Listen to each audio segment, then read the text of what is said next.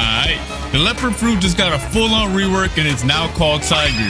It's faster, it's stronger, and the new VFX are straight up peaked. Alright, so let's start it off with the Z move. The visuals look way cleaner. The sound is way more impactful. So basically you hold Z to unleash a barrage of punches, then release or tap to fire off a massive projectile that sends your enemies flying.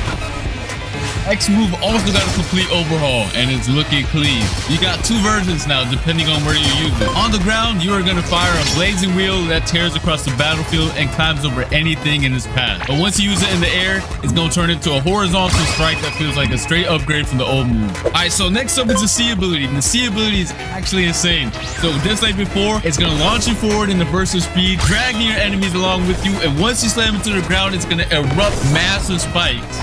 And the move itself looks sick. Next up, we have the F skill. It's going to be your mobility skill just as before. You basically teleport in a zigzag pattern, but the cool part is if an enemy gets caught in your path, you're going to end up with a devastating kick.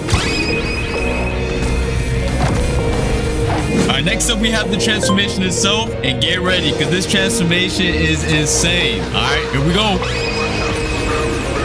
Look at this model, man. Look at that model. The model got completely changed. The animations are different. The effects on it are fire. Overall, this new model and everything about this new Tiger rework is actually sick. It has fiery M1s, enhanced movement effects, faster cooldowns, speed and jump boosts, damage reductions, and all the other passives Leopard used to have. Alright, similar to the untransformed version, the Z move, all you gotta do is hold it to unleash a barrage of punches, but now it looks even more impactful.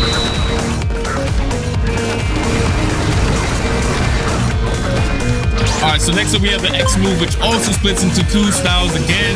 So basically a grounded version and the aerial version. I'm gonna showcase them right now. Let me know what you guys think about the new Leopard rework so far, and spam the W's in the chat. Alright, and then next up we have the C move again. Same as before, similar effect, just bigger and stronger. Alright, so I'm gonna showcase it right now. Let's get it. Y'all didn't realize this yet, but the C ability also has the Hell version while you're transformed, alright? If you guys haven't noticed yet, there's a fire meter on the right, and using 75% of that fire meter can trigger this cutscene ambush. And this looks fire. Peep the animation right now. Oh my god. Whoever gets hit by this, you are basically cooked. You are getting ambushed with a relentless barrage, with a nice cutscene effect as well. And then next up, we have the revamped F ability again. Basically the same as before. You teleport to zigzag, and once you hit somebody with it, you do a nice little kick. Alright, that's gonna be it for the Tiger rework. Let me know your thoughts on it in the comment section down below. Honestly, I think it's a W rework and it looks insane. I really love the transformation model, which is why I want to showcase one more thing to you guys.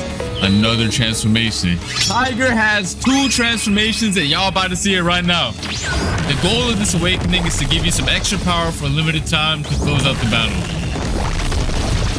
Once you max out your fire meter, you can push beyond your limits and enter an awakened state. And this form is the true speed and damage demon. And let's get it. Alright, so the Z move is now completely different. Dash in with the crazy barrage and it ends with the fiery shockwave.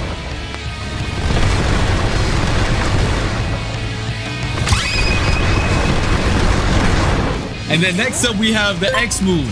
Basically, you charge a blazing fireball in your jaws and launch it as a massive, fast-moving projectile in the shape of a giant tiger.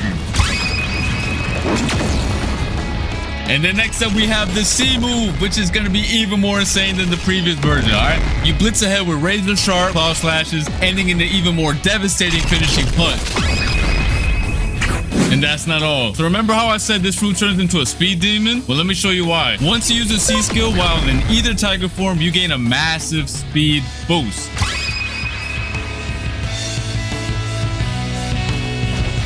Alright, last but not least, we do have the F move. So it goes from a single kick to unleashing a brutal combo. Teleport through your target with a chain of strikes, lift them into the air, and then slam them back to the ground with a charged close range punch. If you get hit by this, you're cooked. You might as well log off, go to sleep, and think about your life. And then we also have the M1s right here. So peep this, they're also changed. They're more aggressive, faster, and they look better too. And now it's time for y'all to meet the new witch NPC. She set up her spooky cauldron for the first time ever, and you can craft throwable potions. And here's exactly what they do. First up, we have the big head elixir. Everyone hit by it gets an oversized head. Then we have the pumpkin potion, which turns everyone's head into a pumpkin. Next up, we have the disguised elixir, one of the coolest potions yet. It transforms anyone you hit into a random boss for a short time. Next up, we have the suspicious growth potion, which is totally unpredictable. It can either shrink players down or make them massive. The lava bomb elixir creates a fiery AoE lava zone on impact. You might want to run out ASAP because it does a lot of damage. And last but not least, we have the candy concoction potion. Everyone who stands in the zone earns event currency, making it both fun and rewarding. Alright guys, let me know your thoughts on these new potions and let's move on to the next. And now, it's time to go trick-or-treating, but with a twist. When the clock hits the top of the hour, the sky shifts into a haunting orange dust, signaling the start of the trick-or-treating event. A small candy icon is going to appear in your compass, letting you know it's time to head out. For the first 10 minutes of every hour, players can explore the towns and go door to door for some spooky surprises. Throughout each town, a few doors are going to be transformed into special interactable trick-or-treating doors. They're going to stand out visually so you'll know exactly which ones to visit. But be warned, once you knock, you never know what's waiting behind those doors. You might end up with a trick, or if luck's on your side, you're gonna score yourself a treat. Those treats are the candy you'll need to redeem exclusive new rewards at the Haunted Gacha. But be warned, not every door gives candy so easily. There are rumors of one door that's different, one that looks like the others but feels wrong. Inside waits something far more dangerous than any trick. The new werewolf boss. He's out there hiding among the candy-filled doors, waiting for someone brave or foolish enough to find him. So stay sharp, stay ready, and whatever you do, knock carefully. Alright, and here's the best part. The werewolf is not just a boss fight. You can actually become him with the all-new tiger mutation. And mutations are alternate versions of existing fruits. It changes your look and modifies your abilities. Players can permanently unlock the werewolf mutation by eating a physical werewolf fruit. Alright, and you can unlock this mutation to the brand new Haunted Gacha. And just look at that model. It's actually gas. And this is where all the candy you've been collecting from the trick-or-treat event finally pays off, such as the custom player backgrounds, the Coven Witch Hat accessory, the Pumpkin Mask accessory, and random physical fruits and more. And of course, the werewolf mutation itself. And this is how mutations actually work. Anytime you equip the tiger fruit in the future, you can re-enable the werewolf mutation instantly through the mutation menu. You can find the mutation menu inside your wardrobe. The goal of mutations is to give players a slightly different playstyle. For example, the werewolf is slower than tiger but hits way harder and comes with a few unique moves. The Z skill when your awakened transformation now has homing, locking onto enemies and tracking them automatically. The cutscene ability, which is the C held, has its own custom cutscene and has a life leech feature now, which steals the HP from your target instead of just dealing damage like the tiger version. Yo, this cutscene is clean!